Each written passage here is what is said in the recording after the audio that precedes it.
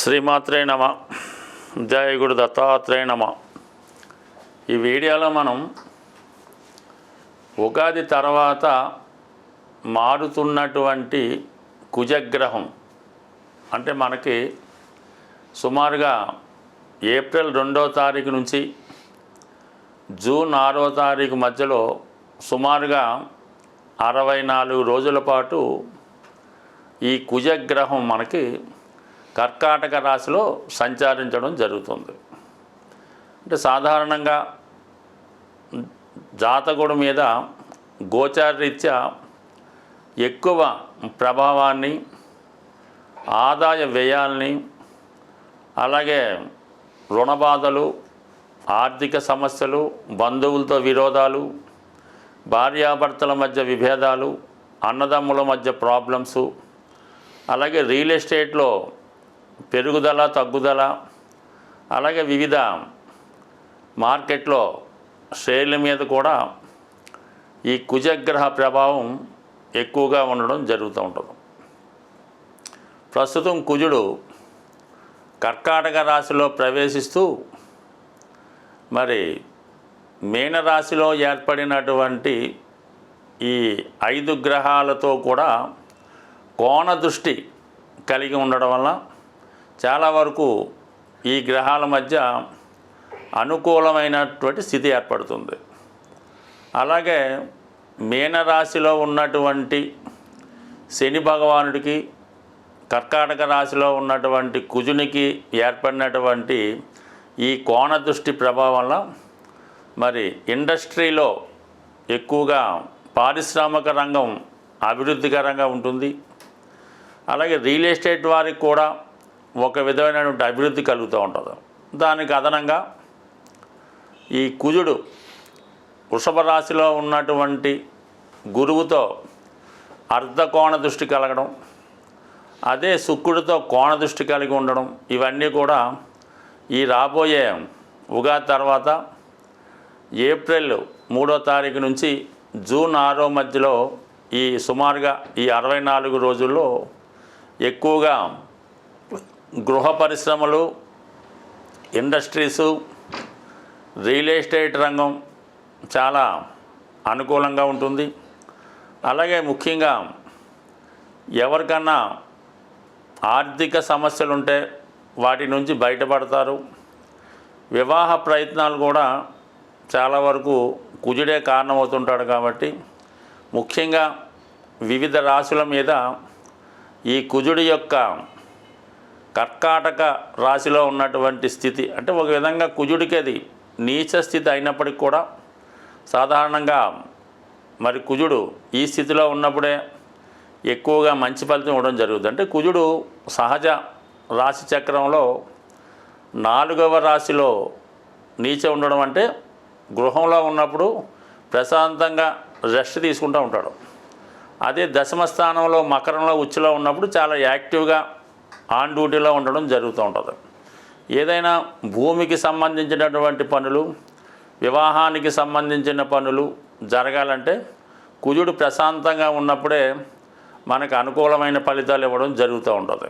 మరి ఈ కుజగ్రహ స్థితి 64 రోజులు మరి ఏ రాశి వారికి ఏ విధంగా ఉంటుంది అన్న విషయాన్ని మనం ఈ వీడియోలో పరిశీలించే ప్రయత్నం చేద్దాం.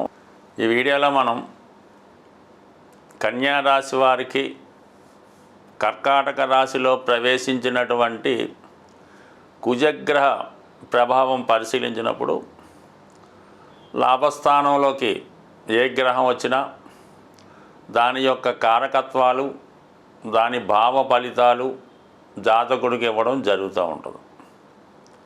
కుజుడు తృతీయాధిపతిగా, అష్టమాధిపతిగా లాభస్థానంలో ఉన్నప్పుడు తృతీయాధిపత్యం ఏంటంటే మీలో ఉన్నటువంటి సామర్థ్యానికి సక్సెస్సు, స్నేహితుల వల్ల, అన్నదమ్ముల వల్ల మీలో ఉన్నటువంటి టాలెంట్కి తగిన గుర్తింపు రావడం జరుగుతుంది.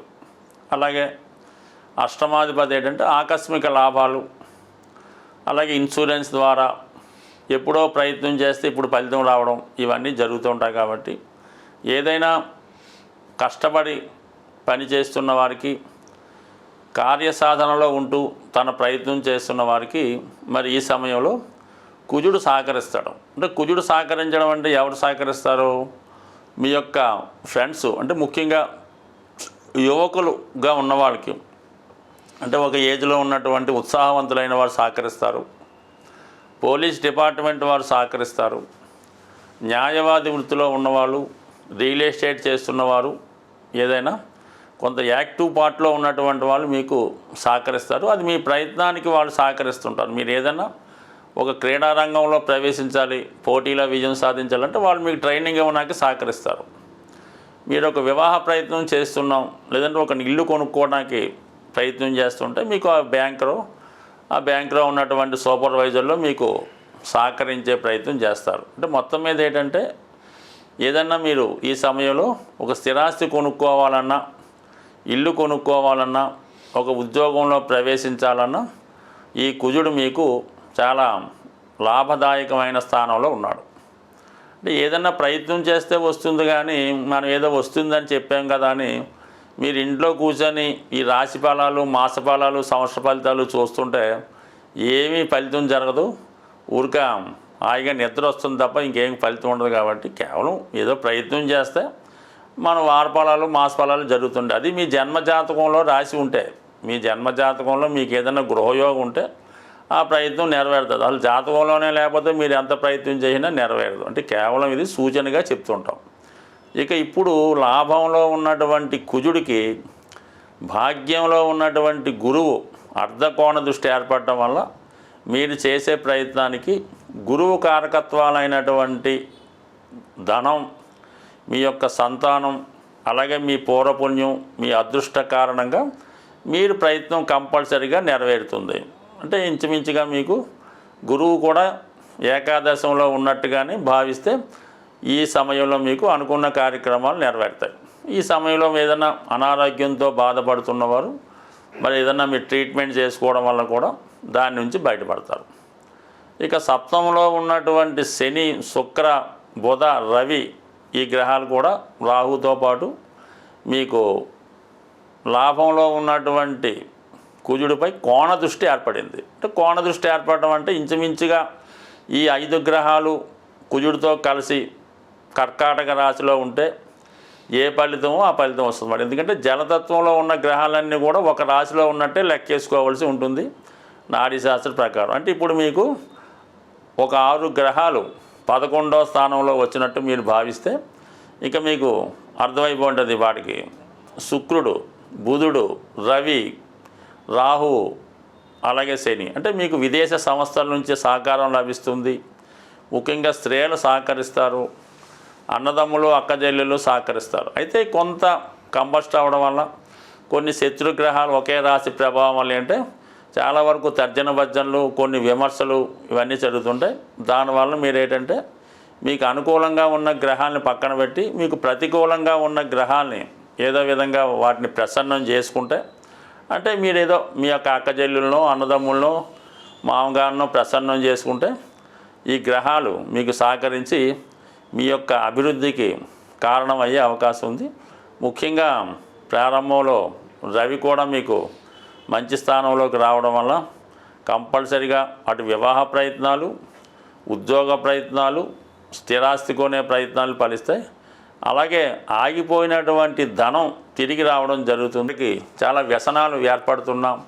స్త్రీలకి సరైనటువంటి అనారోగ్య సమస్యలు కానీ, వారికి ఏదో ఒక ప్రాబ్లం రావడం కానీ జరుగుతున్నా, కుటుంబంలో ఎవరూ పని లేకుండా అందరూ నిరుద్యోగులుగా ఉంటూ ఏదో ఒకళ్ళ ఆదాయం మీద ఆధారపడుతున్నా, ఇవన్నీ కూడా కుజగ్రహ ప్రభావం వల్ల ఆ గృహంలో వాస్తు దోషాలు ఉన్నట్టు గమనించవలసి ఉంటుంది. అంటే కేవలం మీరు అద్దింట్లో ఉన్నా ఆ వాస్తు మీ మీద పనిచేస్తుంది. ఒకవేళ మీరు సొంత ఇల్లు ఉన్నా ఆ సొంత ఇంట్లో ఉండకుండా వేరే ఇంట్లో ఉన్నా మీ మీద వాస్తు దోషం అనేది ఎక్కడికి వెళ్ళినా మీ సొంత గృహం అంటూ ఉంటే, అంటే మీ సొంత గృహం అవ్వచ్చు, మీ తాతగారిది అవ్వచ్చు, తండ్రి గారిది అవ్వచ్చు, ఇవన్నీ కూడా మీ మీద ప్రభావం చూపుతుంటాయి. కాబట్టి ఎక్కువగా మనకు ఒక సమస్య 2-3 సంవత్సరాలైనా పరిష్కారం అవడం లేదు.